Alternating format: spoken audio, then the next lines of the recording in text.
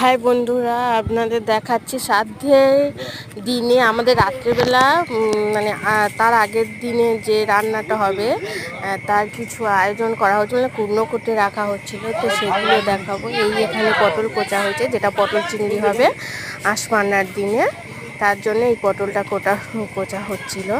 তারপরে এই শুক্তোর আনাজ, এই যেটা ছিল মিষ্টি আলু, তারপরে ছিল গুচ্ছে, তারপরে বটবটি কাটা হয়েছিল 2 গামলি, তারপরে 1 গামলিতে ছিল সজনা ডাঁটা, আর একটা ছিল কলা, মানে কাঁচকলা ছিল বড় ডেজকিতে, আর একটা গাজর ছিল।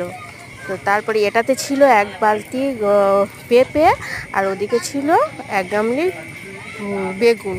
তো এই হচ্ছে একটা শুক্তোর আনাজ কাটা হচ্ছিল তখন। আর ওপাশে পটল আলু চিংড়ি দিয়ে যে রেসিপিটা হবে সেটাই করা হচ্ছিল। তো বন্ধুরা, যদি এই ভিডিওটা ভালো লেগে থাকে তাহলে আমাকে সাপোর্ট করবে আরও এগোতে। Thank you.